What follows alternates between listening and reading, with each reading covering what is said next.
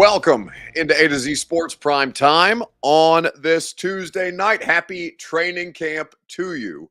For those of you who celebrate, Titans officially opened up camp today. We will be out on the practice field tomorrow. The first of the training camp interviews that we're going to do. I'll tell you more about that later on because it sounds like we're going to have a couple of training camp guests with us tomorrow live at St. Thomas Sports Park. But we were at St. Thomas Sports Park today. I left the radio show a little early to go down and cover the DeAndre Hopkins press conference. I have a lot of takeaways from that press conference to share with you, not just about DeAndre Hopkins, but also about the most interesting camp battle that I think this roster has to offer. We'll do a gone viral video at the end of the show, as is typically the case. It's just so good. Bert and I were talking about this earlier today when we were planning out the show. It was just like, 17 different news items around football today that all came to pass within the span of 24 hours. And it's so nice to have actual football back in our lives, or at least actual football news that we can talk about, that we can dig into with actual detail and depth. So we're fired up about it. Very excited about football being back, says Clayton Smith on YouTube. I'm very excited to have football back. I know you guys are too. But to show your excitement, you need to share this show around on Facebook, YouTube, Twitter, and on Twitch. If you're hanging out on Twitter, retweet the show, bottom right-hand corner of your screen. Facebook Live, you can share now to public, where our friends Billy Jones, Beverly Tortolet, is that how I pronounce your last name, Beverly? Either way, we're happy to have you share now to public on Facebook Live. YouTube, Twitch, like the video, subscribe to the channel. Make sure you've done both of those things. Tell a friend to do the same. We would appreciate you that way. And once you've done that, more of you guys will continue to file in, and we'll get to talking about what DeAndre Hopkins had to say in his Titans introductory press conference. It was a real thing. I saw him with my own eyes wearing a Titans hat. It's kind of wild. Welcome into A to Z Sports Prime Time from the Superbook Sports Studios. I'm your host, Buck Rising. I'm proud, as always, to be presented to you by the wonderful people at TrueMav Fitness in the Gulch. I didn't do the personal training today at TrueMav. I took one of the group classes with our guy Worth Campbell, a 7 a.m. upper body workout. You can try that workout yourself for free as a Middle Tennessee resident when you go to TrueMathFitness.com. Superbook Sports. Download the Superbook Sports app, plug in the promo code ATOZ, and they will match your first bet up to $250. A2Z in the Superbook Sports app is how you can start winning today. So we went to St. Thomas Sports Park. Radio show starts at 10. So Mike Vrabel at 11:30. I was like, all right, we got to figure out a way for me to be down there to cover this press conference because, unless they make the Super Bowl this year, this is probably the most important press conference that they'll have all season, introducing DeAndre Hopkins. So I said, I talked to my program director at the radio station, Paul Mason. I said, Paul, if there's anything that you can do to help me get down there, I'm pretty sure we're going to carry both these press conferences anyway. So if you can let me scoot down there and report back live on the radio show via Zoom so I can cover the Hopkins press conference and try and learn a little more by being up close and personal, I would greatly appreciate it. And fortunately for me, they were able to accommodate that. And Lucas and I believe Joseph helped him out today to make all that possible. So we started the Mike Vrabel press conference on the radio show. I zipped down to Ascension St. Thomas. Fortunately, it's only like 10 minutes from the radio studio. Got there in time for the second half of Vrabel's press conference and listened to the first half in the car on my own radio show while I was driving before DeAndre Hopkins took the podium. And there was a lot of different ground that we covered with both of those two individuals. Now, DeAndre Hopkins won't be available for the first couple of days of camp. Apparently, he's got excused absences going on. He said he opened his press conference by thanking Mike Vrabel for allowing him to have a couple of days to kind of get himself together as he probably transitions, his life here to Tennessee for at least the next couple of months. And so on top of all the other things that we talked about, logistics in camp and position battles, which we'll touch on later on, DeAndre Hopkins shed a little more light on what it was that brought him, or what most brought him, to Tennessee. So that, I think, is where I would like to start based on the Hopkins press conference today. What was the best thing that you heard from DeAndre Hopkins' press conference, his introductory press conference as a Titan? We'll talk about it on Facebook, YouTube, Twitter, and on Twitch right after I remind you that your Two Rivers Ford take, which we are getting ready to do, is made possible by the wonderful people at Two Rivers Ford. Ford F-150s. They've got all manner of F-150s ready for you to come check out and test drive on the lot. They are one of the top performing F-150 dealerships in the state of Tennessee for the last 40 years. Two Rivers Ford in Mount Juliet or online at tworiversford.com. So, what was the best thing that you heard from DeAndre Hopkins today on Facebook, YouTube, Twitter, and on Twitch? Wasn't it Tim Kelly mostly the reason why, says John Vargas? Well, I'm sure that you could interpret that in a variety of different ways. That is not how I interpreted it, although I do think that relationships played a part there. Jordan Tippett says he loves King Henry. And then again, why wouldn't he? He was asked specifically about how big a factor Derrick Henry was in attracting him to Tennessee. And then I had a follow-up for him about, kind of the state of the running back position, which I thought I thought he was in line. He was in line with with obviously his teammates, his fellow NFL football players, and trying to get what they're worth. He said, basically that he can only go out there and do his job, but he certainly wasn't a fan of what's happening with the running back marketplace right now, and understandably so. That's kind of where they're at this point. John Vargas says, I didn't see the press conference. That's why it was going off an old report. Oh, was it the old report that was used that was using fake quotes like Pretty Boy Kelly?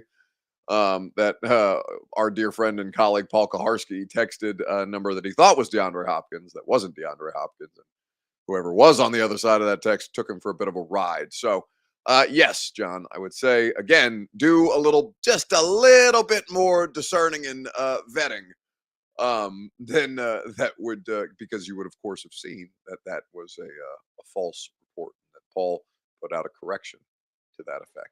Anyway, what was the best thing that I heard from DeAndre Hopkins' press conference today? Well, it was probably the idea on a couple of different fronts that relationships is ultimately what brought him here. And money matters. Money is ultimately what brought him here, but on top of the money, relationships, trust in the people around him, trust in the people who he knows are going to put him in position to succeed, and trust in the track record that this particular franchise has had under the current coaching staff.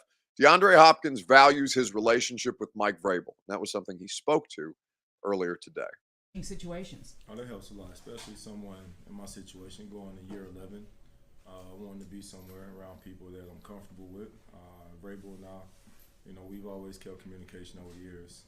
When I first got to Arizona, he was one of the first coaches to congratulate me, and was one of the first coaches to criticize a bad game that I had as well. It wasn't my coach, and that's what I respect about Vrabel. So, he texted you to tell you about that game? Yep. Mm-hmm. What the criticism was? He asked me why I didn't catch a ball that I should have caught. Was that your first reaction? You appreciated it, or did it take a while to? No, I appreciate that right away because that's how he was in Houston with me. It's right on par for Vrabel, right? Congratulates you on the opportunity that he got in Arizona after he was unceremoniously traded away from the Houston Texans, because they had of course been together in Houston for a couple of years, and then was very quick to turn around and criticize him from afar while probably watching Cardinals tape or watching a Cardinals game that he happened to catch about a pass that he felt that DeAndre Hopkins should have caught. It's very on brand for Mike Vrabel, and it's something that I think is, we talk about an asset that Mike Vrabel is. I think that when you look at the circumstance of who Vrabel comes into contact with, and how much the idea that he played in the league and can relate to these guys and their circumstances as active NFL players does clearly matter. And Mike, I think, does prioritize in a way the ability to build those relationships first. Now, there's only so many guys he can build true relationships with on a 90-man roster during training camp and all these different things. But he does seem to make it a priority as best he can. And he's a shit talker, right? Mike Vrabel likes to talk shit.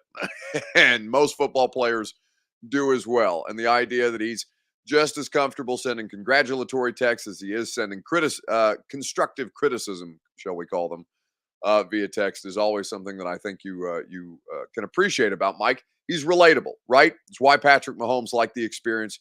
Patrick Mahomes wired for sound at the Pro Bowl in Las Vegas. I don't think it was this past Pro Bowl, maybe 2 years ago. Coming off the 2021 season, right? Because it was both the number one seed coaching staffs, the Packers and the Titans, coaching in the Pro Bowl that year.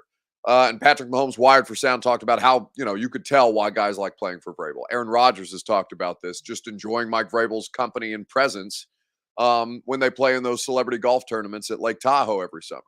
So this is something that Mike Vrabel has done consistently. It's something that mattered here.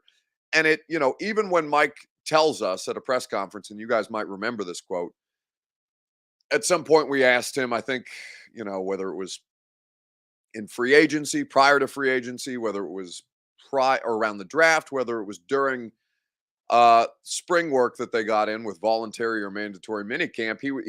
I can't remember exactly the date or the time period that he told us that basically he wasn't in the business of selling free agents on the idea of playing for the Tennessee Titans. He said, and I'm paraphrasing, but you first and foremost start with, do you want to be here? And then we can move forward from there. And if you don't want to be here, that's fine.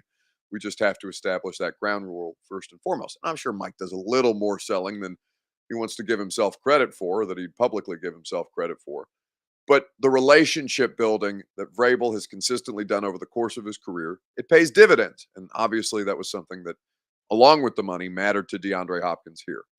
A to Z Sports Primetime is presented by the wonderful people at the Ashton Real Estate Group of RE/MAX Advantage. We're doing Titans Intel tonight for real estate intel. The Ashton Real Estate Group of RE/MAX Advantage is where you go. The official real estate agent of the Nashville Predators can be found at GaryAshton.com. So with DeAndre Hopkins and things that we heard at the press conference, that was probably the thing that I took away the most. Corey Prowell, forgive me, Corey, hearing him say good things about Tannehill was definitely nice to hear. He said that he had zero doubts in Ryan Tannehill's ability to lead them and to win football games as the quarterback. Vrabes said he could take Dan Campbell on Bussin' with the Boys, says Mr. Jones. I mean, I think it would be a good fight. I think Mike thinks he can take just about anybody. He also tried to fight Will on that podcast. So, that's how it goes. I don't want to get too happy, but I'm loving all of this so far, says Clayton Smith. I mean, it's tough to temper your expectations as a fan when this is the kind of excitement that you have around these things. Now, you do have recent history to, maybe temper your expectations a little bit more with wide receiver acquisitions who you think are going to be game changers and who might still have game-changing moments left in them in the case of Julio, right, most recently. Because Julio did have moments. Like the touchdown catch that he should have had in Seattle was batshit crazy. The one touchdown catch that he did have at the end of the year was also an insane catch. He made plays when he was out there. The problem was he just wasn't frequently out there enough to make a difference. And at that stage, you understood that you were fighting an uphill battle with Julio Jones. Now, DeAndre Hopkins, you can get excited about him. And there's nothing wrong with, having a degree of excitement about your football. I'm excited football season, right? I get to get back to work. I love covering the NFL. It's the whole reason that I do what I do. I love covering games. I love talking to players. I love being around coaches. I love this thing. So in the same way that I know you guys love this thing, and more specifically your favorite football team, of course it's, completely fine to get, you can be as happy as you want to be. But also in that same sense, you can have common sense and look around and say, all right, I have a reasonable expectation of what my football team might be. Is it realistic to sit here on July the 25th and say, I think the first couple of comments that I saw on the stream tonight were something about the Titans going to the Super Bowl, right? Damon, Tighten Up says, which, fine. People keep asking why the Titans, talking about DeAndre Hopkins. It's to win a Super Bowl, and we can win. Sure, you can absolutely win a Super Bowl. You can win your division. You can make the playoffs. You can go on to win a Super Bowl. That's all within the realm of possibility. I think Mike Vrabel said it today. everybody is undefeated on July the 25th. So yes, of course, you can have all these aspirations if you want to. Now, if you're talking about DeAndre Hopkins specifically, no, the money, and then the idea of playing for a competitive football team that's also going to pay him what he's worth is the thing that matters most to him. But this player has been around plenty long enough to understand DeAndre Hopkins never played in a Super Bowl. DeAndre Hopkins has never played in a conference championship game, if I remember correctly. I don't think the Texans ever made it to the AFC Championship while DeAndre Hopkins and Deshaun Watson were a part of those Texan teams. They had succeeded in the playoffs. They won the division a bunch of times, but things like Mahomes in 2019 got in their way, right? Where they look like they've got promise. They look like they've got the juice to keep their foot on the Chiefs' neck, and then all of a sudden, Patrick Mahomes comes rallying back, and the Arrowhead Stadium operations crew runs out of fireworks because they've scored so many touchdowns in the second half. I don't think the Texans have ever made it to an AFC Championship game at all at this point. Alex Blaine Mann says the media is about to start talking about how Hopkins is missing training camp. I mean, he brought it up. It's not irrelevant to the conversation if he says, yeah, I'm going to miss training camp for a couple of personal days. Okay, then it's worth bringing up that he's missing training camp for a couple of personal days. If he volunteers the information and it factors into his availability, then yes, of course, the media is about to start talking about how Hopkins is missing days in training camp. He literally said he was going to. Mike Vrabel gave him permission to. It's been discussed. You can, stop being so butthurt about what you think the media is directing narratives about. If you think the media is trying to already direct narratives when literally the information is being volunteered, that the star player who you've been pining over is, you got to take a couple personal days, and that's okay. I keep thinking, why, God, do I keep rooting for the Titans year in and year out? Because that's what fandom is, man. Like, there are plenty of miserable fan bases, right? But the idea that you can not reset or try and pull yourself out of whatever battered Titan syndrome or battered Vols syndrome you've had in your life just because you didn't have success in the last couple of years, then I think that's completely fine. Like you can experience the lows or the roller coaster emotions that are what it is to be a football fan of 31 NFL teams that don't end up making the Super Bowl, right? Or one fan base is only truly happy at the end of the year because they're the only team that won the Super Bowl. I think that at a certain point though, you have to do this. You have to do this with individual games. You have to do this with individual seasons. What happened to them last season is only slightly applicable, not nearly as applicable as people want to make it to the coming season. What happened from one game to the next is not nearly as applicable as people will want to make it, right?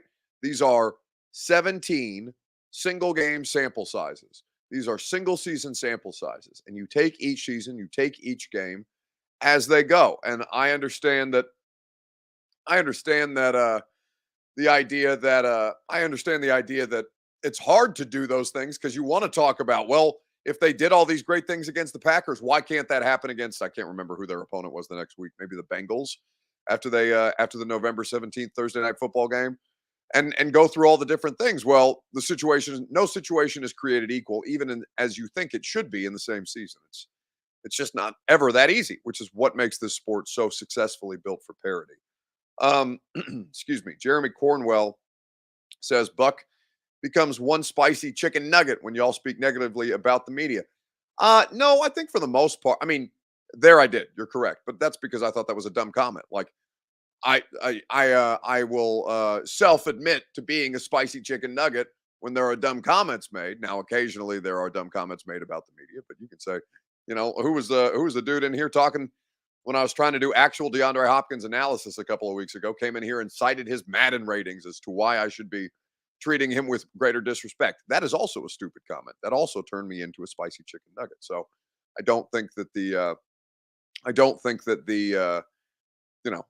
spiciness discriminates. I think that there is a common causality of the spiciness, and it is typically dumb comments. But that's okay. We love those too. Mr. Jones says, that's a spicy meatball. That's right. No, well, trying to be less and less of a meatball. Although the last couple of weeks, I feel more meatballish than I ever have. Not just because I had Italian on Saturday. Anyway, camp battles that we're excited to watch with the Tennessee Titans. Again, the excitement about DeAndre Hopkins, the excitement about what he's going to create. We'll have a couple of days. We'll see how many days he ends up taking for himself. And I'm sure Mike Vrabel will be asked about kind of the timeline that things are for DeAndre Hopkins once we get through the week. I'm sure he'll tell us. We know when he's going to be back. We're in constant communication. On and on and on it goes. Michael Seldom Used says, I want to see who the right tackle is, damn it. Well, I mean, you'll see right tackles playing out there yesterday. I know it is not the player that I know it is not is George Fant. I know that they made a whoopsie, shall we call it, and accidentally posted pictures of George Fant walking into the facility with the rest of their training camp arrival pictures. It's something that I know people got excited about because one of the producers on the radio show, Jackson, sent it to the group, and I went and verified it, and there was George Fant, a picture of George Fant walking into the facility, between pictures of, I think it was Josh Thompson, the safety, and one of the other defensive linemen, I think. And there was Fant walking into the building and looked just like all the other pictures. And they don't do those pictures for Saturday workouts, right? That's not something that happens. So he was, in fact, arriving at the facility today. Now, what I do know of the situation, and I'll write an article to this effect with a little more detail, probably for tomorrow morning, but he left without a contract he left with a contract offer. He left because the contract offer was unsatisfactory for what he thinks he's capable of. So I will provide you some more context on that here in just a little bit. But certainly at this point, I think he said it himself on Twitter. He was going through the wrong door or asking for which the correct door was, and the arrivals. So it's not just the arrivals. Worth noting, by the way, that they did arrivals photos on Saturday. Like a lot of those guys did arrive on Saturday. So it's not a workout photo. It's an arrival photo, but it's because that he arrived for his workout on the same day that rookies and early arrival players arrived. So that is the discrepancy between that. Those all weren't taken today. Now, again, I'll be able to provide you more context. I wanted to, I can hear Austin and Zach in the back of my head. Put the details in an article and then talk about it, you idiot. But I had to write DeAndre Hopkins before the show today, so I didn't have a chance to get to the George Fant information. But we will do so later on. Let's Yahweh's Warrior says common sense, just a bad caption on the photo. Yeah, I'm sure it was some intern's fault, right? And it's I know the team photographer, and I texted him today and said, "Who's the leak on your staff?" And he just sent me back a face palm emoji, right? Somebody screwed up and lumped, either took a picture of him not knowing who he was until he was entering the building, and then mistakenly put him as a training camp arrival when he was arriving for a workout and to potentially discuss a deal.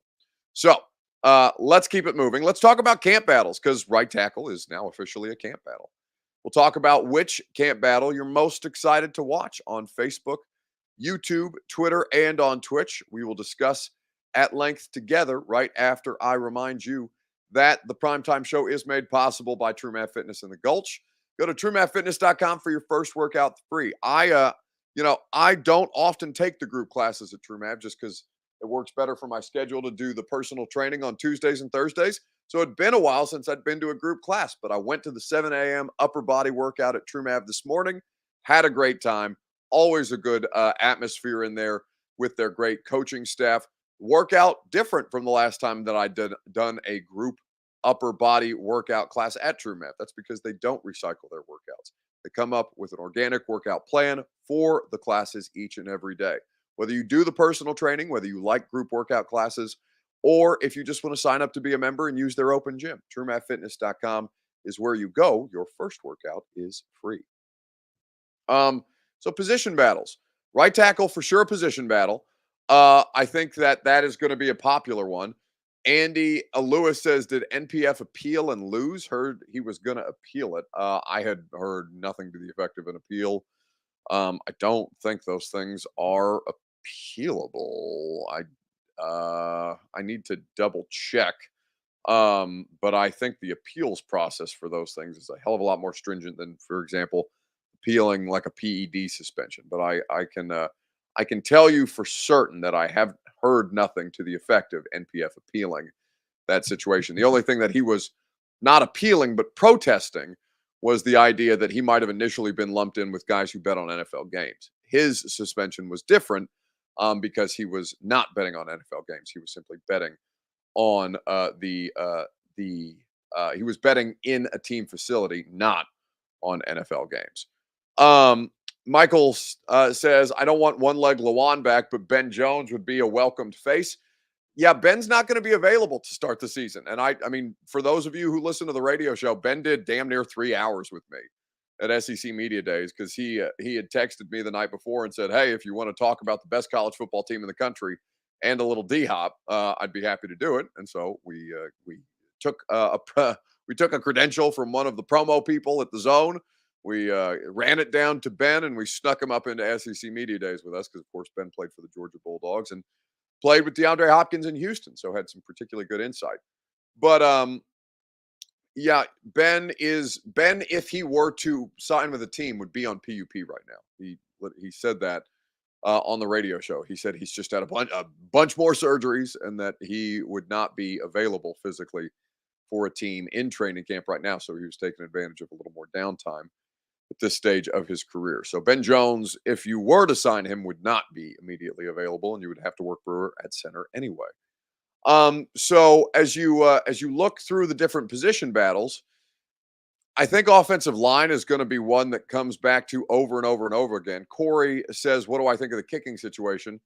Are we in for a shit show this year? I mean, they're just both young, right? Neither of them have like real NFL experience.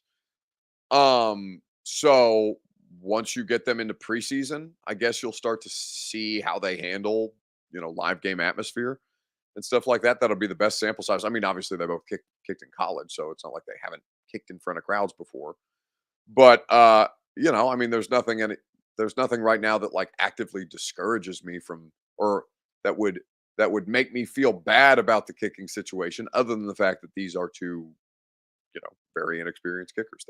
Either of them have any NFL experience between them, other than the I'm blanking on his name. Not the Texas A&M undrafted rookie free agent from this year, but the dude who was on the roster last year that they had stashed on injured reserve. I can't remember his name off the top of my head. I want to say that he kicked at Missouri, but I don't think that's right. Either way, the kicking situation is something that is going to be obviously closely monitored because they have Caleb Shudak. Thank you. Was Shudak a Missouri kicker? I don't think that's right. But Wolf is the one from Texas A&M. Anyway, Jaden Peavy probably says Brandon Carter. No, Jaden Peavy is a big old defensive tackle. That is definitely not Jaden Peavy, but he is. He is somebody who is also going to factor in. Wait, Jaden Peavy is. Peavy's still there. One of the other dudes who was in the rotation for them last year got a deal elsewhere. Oh, it was the dude that had the awful jump that ended up causing them to lose a game at the end. I want to say, oh man, I'm blanking on. I can picture his face. I can picture the grills that he used to wear. I know his Instagram account, Young Grinder 54. I can't. Oh damn, this is going to drive me crazy. Anyway, we will keep it moving. Secondary battle, says Jerron David on YouTube. So I think we know who the corners are going to be. I think we know who the safeties are going to be. It's just a question of, all right, is Sean Murphy-Bunting starting on the outside or is he starting on the inside? I think he's going to be a starting outside corner. I think it's going to be Fulton, Murphy-Bunting. By the way, Sean Murphy-Bunting is on the radio show tomorrow. And so Murphy-Bunting for sure on the radio show tomorrow. And a text that I got from the Titans PR staff said that Rand Carthon may make an appearance on the radio show as well. That was Yeah, circling back on Rand Carthon. We are for sure getting Murphy Bunting. Going to try Carthon as well if the timing works out. So potentially, Rand Carthon will be on the radio show at some point. It's just a matter of can we work it into the schedule for both he and I. And Sean Murphy Bunting will for sure be on the radio show tomorrow. So that'll be a lot of fun. Safety depth is a concern. Now, we don't know anything about these dudes. They got a couple of undrafted dudes. They got Josh Thompson, who's a career special teamer, and that's basically all that's behind Kevin Byard and Amani Hooker right now. Now you have Elijah Moore, who was getting some reps at safety this offseason, who's played that position in college. He's somebody who can be a versatile player. And certainly with a crowded room at corner now, it's kind of unclear as to what Elijah Molden's role will be on this roster. But I do think that did I say something different than Molden initially? I meant to say Elijah. I think I said Elijah Molden the second time, but I might have said a different last name. My bad. Elijah Molden is trying to find basically a role anywhere on the Titans defensive back depth chart. So if he can get some reps at safety, if he can get some reps at nickel, if he can I said Elijah Moore. Thank you. Not the current Browns wide receiver, the former third-round pick Elijah Molden out of Washington for the Titans. So, yes, Elijah Molden trying to find his way out on the field. A third safety in the rotation is a possibility. Again, that's what training camp is for, right? That's a good position battle to see how things can meter out. The offensive line is for sure, the offensive line situation, the right tackle situation is for sure where things are at. Ricky W says Titans should bring in a Jim Schwartz consultant type for the offensive line. Vrabel needs help. They're bad. I mean, yeah, I don't know what the solution. I don't know what the solution is for the Titans offensive line. They've been chasing that right tackle spot for so long, and like NPF, I think NPF didn't get near as much heat as he probably deserved just by nature of Dennis Daly being out there. So I don't disagree, Ricky. They've had a devil of a time trying to figure out the offensive line basically since 2020.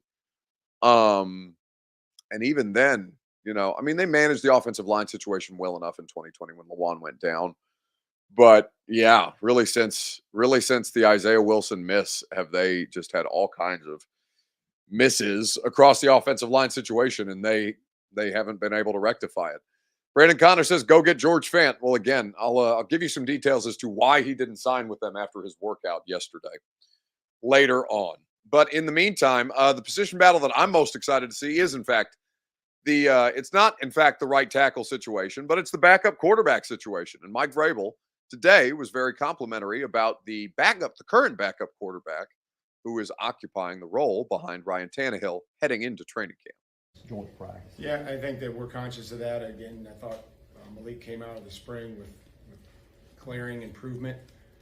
Will's learning what it goes into being an NFL quarterback, and then certainly the consistency that Ryan showed in the offseason and his willingness to pick up new terminology with the offense and some of the stuff that we were doing. So, again, feel good about where we're at. Can't have too many quarterbacks. Hopefully they're all good ones and that we have tough decisions. But it was fun just seeing the guys improve and then seeing where we go now starting tomorrow. So Mike Vrabel saying that Malik Willis made glaring improvement this year in the spring. And so I think the quarterback positional battle is by far and away the most interesting on this roster. And I think, honestly, I would say the backup quarterback positional battle in Tennessee is the most interesting quarterback battle that's out there. I look around the league right now and I don't see a ton of obvious quarterback battles that are present there. As I look through the divisions, right, there's nothing really in the AFC even that would constitute a quarterback battle. In the NFC, I guess maybe the Washington Commanders, but it sounds like Sam Howell, even with Jacoby Brissett on the roster, it sounds like Sam Howell is going to be the guy. Jordan Love in Green Bay is a question mark, but that's his job to lose. at this stage. Maybe Atlanta. I haven't heard much about the Atlanta Falcons quarterback situation and who's going to start the year for Arizona, who's basically going to play this season for Arizona, given that Kyler Murray tore his ACL very, very late in the game, or late in the late stages of the regular season. So, I know Tampa, we talked about, but beyond those three, I don't really think there's a quarterback battle anywhere in the league that's as interesting as Malik Willis versus Will Levis right now. Mr. Jones says Malik is better than Will Levis. I mean, yeah, he should be. Yeah, probably. Malik Willis has been in the NFL for a year. If Malik wasn't better than Will Levis after spending a year in the NFL, then there would be a much greater issue. But those glaring improvements are a product of Malik Willis having been in the NFL for a year. So it should come as a surprise to no one that in the spring, Malik Willis was better than Will Levis. And that Will Levis will have training camp to make up the ground and to try and fortify his position on the roster. And as Mike Vrabel said, make them make tough decisions. Make them have to consider keeping three quarterbacks on the roster. It's really not a big or a strong opinion at all to say that Malik Willis at this stage of their career is better than Will Levis. That's obvious to anybody at this point. All right. Let's get to Gone Viral and let's wrap things up here on the Primetime Show on Facebook, YouTube, Twitter, and Twitch. The question that we are going to ask you tonight, actually, I'm not sure what question we're going to ask you tonight because I haven't looked at Robert's email yet. And I left this up to Robert, but it's gone viral. So that means the best thing that I saw on the internet this week is for sure going to be a part of the conversation on Facebook, YouTube, Twitter, and on Twitch. What's the craziest news story of the day? Because there was NFL news flying fast and furiously. There was, as we mentioned, the transaction with Saquon Barkley. That was very, very early this morning. There was the DeAndre Hopkins introductory press conference today.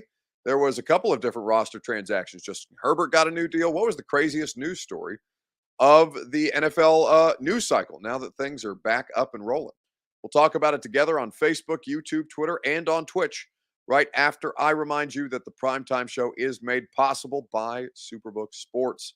Download the app, plug in the promo code ATOZ, and they will match your first bet up to $250. Superbook.com is where you go for those great terms and conditions and for all the best odds, boost, and promo bets. Superbook.com is where you go, as I mentioned. Promo code ATOZ is what unlocks all of those great options for you to start winning money today. Gambling problem? Call the Tennessee Red Line, 1-800-889-9789. Eric Alonzo, before we move on to the news story, says Buck shits on Malik Willis all the time. Well, that's not how I would put it. I would put it as constructive criticism or analysis. But if that's how you prefer to phrase it, then you are entitled to do so. Yeah, I'm super critical of Malik Willis because Malik Willis was a starting NFL quarterback last year. And Malik Willis wasn't a good starting NFL quarterback last year. And Malik Willis is in a situation where he has to now battle for his roster spot, only going into year 2 in the league. So if you want to call it that, I'm going to call it analysis, but you're entitled to think of it however you want to. It just it seems a bit strident from what it is that I'm doing on a regular basis when, I talk about all these dudes and their performance. It's no different than Will Levis. It's no different than Ryan Tannehill. It's no different than Derrick Henry. Why should we not have the same energy for any player on the roster? So what was the craziest news story of the day? Karen O'Keefe says Isaiah Wilson. Isaiah Wilson was yesterday, but yes, Isaiah Wilson getting suspended from the NFL for 3 games at minimum, whilst not having been on an NFL roster since 2021, is pretty crazy. It's just a pretty, it's the most Isaiah Wilson story ever. It's wild that man is still finding ways to screw things up while not being any part of the NFL for the better part of a year and a half at this stage. I think that Isaiah Wilson is a good nominee at this point. Who's even going to sign Isaiah Wilson? Well, nobody has since 2021. He was on the Giants practice squad and he got cut very immediately after that season had concluded for them. But I would say that is it is a pretty wild story. Michael says Justin Herbert getting a new contract, him getting ahead of the Joe Burrow deal. That's the money just to give you the reported details, courtesy of, I believe, Ian Rappaport was first up on the news. Let me give you the exact details, courtesy of Rap Sheet. So Herbert's deal includes 133.7 fully guaranteed, potential of 218.7 million guaranteed, and a no trade clause. Those details provided, excuse me, by Adam Schefter. So I think that that is good. That's a good news story for Chargers fans who are probably going to have to go through the season panicked a little bit about how much more Justin Herbert was going to cost them and would Joe Burrow beat them to market first. Chargers have successfully gotten their franchise quarterback locked up for the foreseeable future. But the craziest story that I saw today was a story that I didn't see today. One that Robert brought to my attention, and one that I thought he got by a fake Adam Schefter or something like that. When he told me that 36-year-old Jimmy Graham had just signed a deal to go back to the New Orleans Saints. Look, we talked about Jimmy last year a couple of times, and you know, we've had some conversations about him in the past. We've actually, you know, there's been a couple of times in the past 4 or 5 years where when he became a free agent that we discussed bringing him back and had conversations with his agent, Jimmy Sexton. So it just, you know, it came down to a need on our part and a desire on his part to play this year. And we got, I think, a role that fits him and fits us and came together. So I'm excited about it. I am. I think he brings a lot to the team, not just in terms of his play, although that's the number one reason he's here is that, man, he can still play and bring something to our team. But he also brings a presence and a resume and I guess an attitude. That's probably the best way to describe it, that I like having on our team. Lewis says Reggie Bush is coming too. It's crazy. He was out of football last year. I mean, he was not an unproductive football player when last we saw him with the Bears, but 36-year-old Jimmy Graham going back to the Saints is a pretty wild story. Bill Truesdale says the craziest story of the news day was D-Hop complimenting Ryan Tannehill. You guys are a trip. All right, that's going to do it for us tonight. Been a fun show, been a good show. Radio show will be a lot of fun as well. Sean Murphy-Bunting and potentially Titans general manager Rand Carthon. Once we have confirmation of Rand one way or the other, we'll let you know. But we do have confirmation that Murphy-Bunting will be on live with us when we do the show tomorrow live from Titans training camp. We'll be out there every day that there is media availability. Basically from tomorrow until September, I'm going to be out there doing the show from Titans training camp. So if you're one of the fans who won the lottery and gets to come out to Titans training camp, we'll look forward to seeing you there. If you're not, Yusuf, Yusuf asks, will there be tape or training camp tomorrow? Tape of training camp tomorrow.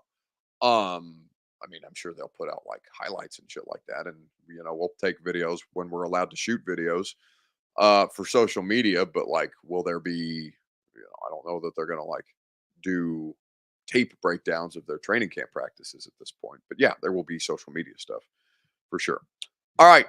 It's going to do it for us this evening. Like I said, have a great rest of your night. And I'll talk to you tomorrow at 10 a.m. live from the Titans practice facility.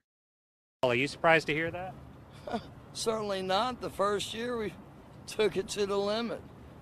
And I was in Miami with my new beach house. Well, it was a couple minutes from the beach. It's been 20 years since then. We haven't been too strong in the last few years. Oh, we've been strong. We're just playing by the rules. You can't have a newcomer come in and steal the show. Thank you.